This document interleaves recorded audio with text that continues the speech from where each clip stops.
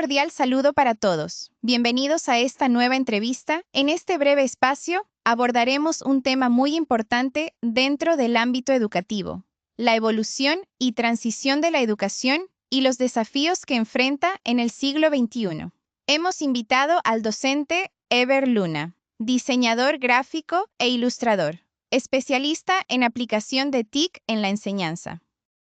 Hola a todos, mi nombre es Ever Luna, soy diseñador gráfico e ilustrador y actualmente me desempeño como docente de educación artística y diseño gráfico en la institución educativa Julián Trujillo.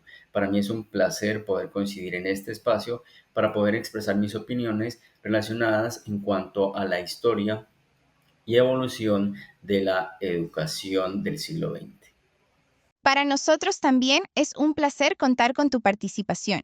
Dando inicio a esta conversación, nos gustaría saber cuáles son las principales diferencias entre la educación del siglo XX y la educación propia de la era digital. Esa es una gran pregunta que puede generar un gran debate. Realmente la evolución o la transición de la educación del siglo XXI ha afrontado grandes cambios y son precisamente esos grandes cambios, esos ajustes, los que nos han abierto la posibilidad de pensar en una educación para el siglo XXI, una educación en donde el estudiante ya tiene un papel mucho más protagónico, en donde pensamos en las competencias del siglo XXI, en donde hay más inclusión, en donde la tecnología también es un factor relevante. Hablando de la educación del siglo XX, pues debemos remontarnos a sus inicios, en donde se podía evidenciar un modelo tradicional, en donde el docente tenía un papel mucho más autoritario, en donde era quien manejaba la información, podía administrarla, y el estudiante era el receptor de esa información. Poco a poco surgieron nuevos modelos en donde se empezaron a cambiar esos roles y así el estudiante tuvo un papel mucho más activo, pudo expresarse mucho más, en donde se privilegiaban ya otras cosas diferentes a la memoria como fue en sus inicios. El estudiante comenzó a trabajar mediante proyectos, se planteó el desarrollo de competencias y aunque surgieron varios modelos durante ese largo transcurso, todos estaban enfocados en una misión. Esa misión era alfabetizar. Eh, Hoy en día, en la educación del siglo XXI, en esta era digital, pues no podemos hablar simplemente de alfabetización. Necesitamos hablar de alfabetización digital. Interesante punto de vista. Nos introdujiste en una historia llena de grandes cambios. Y nos hablaste también de los actores del proceso educativo en la educación tradicional. Ahora coméntanos, ¿qué actores intervienen en la educación del siglo XXI? Los actores que siempre han estado presentes o muy determinados dentro de ese proceso de educación, hablando desde los comienzos de la educación del siglo XX, remontándome nuevamente a esos modelos tradicionales, pues han sido el docente y el estudiante. Pero en la actualidad, en este siglo XXI, vemos un panorama más amplio. El docente, por su parte, es quien guía ese proceso, quien comparte la información, em, y el estudiante es esa persona que lidera también su proceso, que propone, em, que asume una actitud de liderazgo frente a los proyectos que plantea el docente.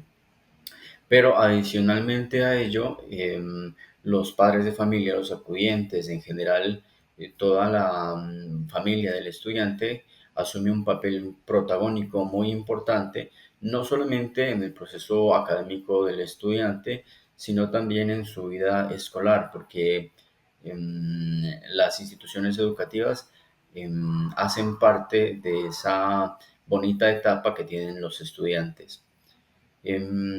Adicionalmente, también hablando de la tecnología, de las TIC, de las competencias del siglo XXI y del enfoque STEAM, es importante resaltar también el papel fundamental que deben asumir los coordinadores, el rector, en general los directivos, pues deben gestionar políticas que ayuden a la institución para que ella pueda encaminar esos procesos. Así es. Hoy en día, el quehacer académico se construye entre varios actores y finalmente todos constituyen una gran familia educativa.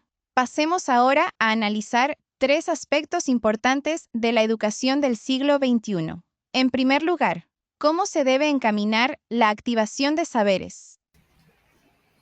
Bueno, la activación de los saberes en la educación del siglo XXI debe estar enfocada en esos conceptos previos que tienen los estudiantes acerca de una competencia o un tema.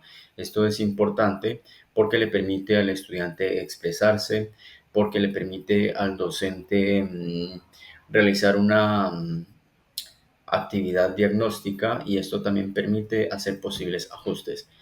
Mm, es importante también trabajar este tema mediante el planteamiento y resolución de problemas, donde el estudiante sea quien asuma ese rol activo.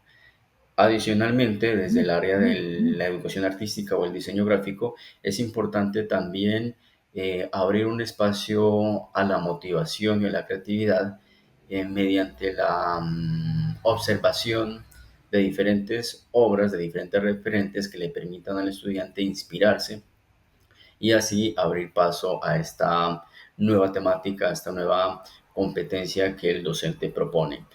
Esta etapa de experimentación, exploración, eh, nos permite también indagar qué están haciendo otras instituciones, qué están haciendo grandes artistas y diseñadores en el mundo en la actualidad también en el pasado, y esto es posible gracias a la globalización propia de la era digital.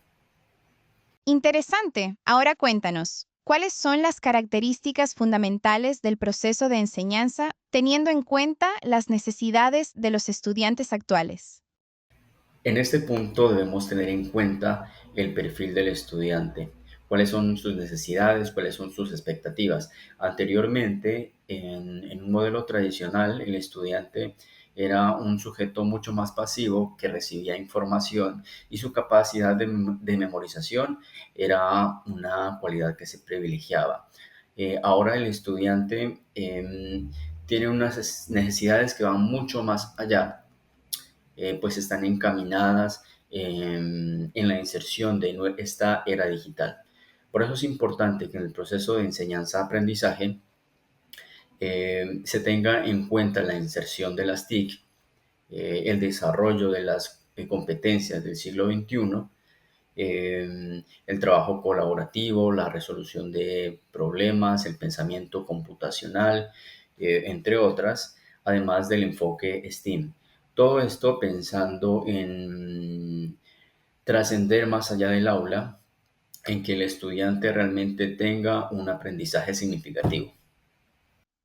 Finalmente, ¿cómo se debe evaluar al estudiante? La evaluación para un estudiante del siglo XXI debe contemplar también esos aspectos esenciales en el proceso de enseñanza-aprendizaje.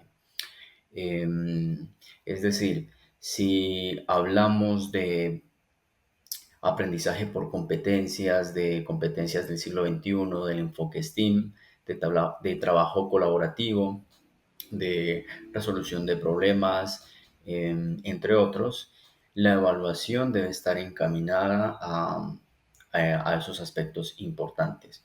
En ese sentido, la evaluación debe ser formativa. eh, Adicionalmente, se debe contemplar también el punto de vista del estudiante y es por eso que debe existir una autoevaluación, la cual debe ser reflexiva, debe ser honesta y crítica. Y además de eso tenemos el proceso de coevaluación, que hace parte también de ese proceso social que afronta el estudiante con sus pares. Te agradecemos por compartir tus conocimientos con nosotros. Esperamos que en otra oportunidad podamos seguir escuchando tu perspectiva y tus aportes relacionados con el tema de la educación, el diseño y las TIC. Muchas gracias por la invitación a participar en este espacio ameno y agradable. Muchas gracias a todos por escuchar mis puntos de vista relacionados con este tema tan importante y también estaría muy encantado de participar en otros encuentros relacionados con tecnología, con educación, con diseño y el arte. Agradecemos a los espectadores por acompañarnos. Esperamos seguir explorando juntos estos temas tan relevantes dentro del ámbito educativo. Hasta la próxima.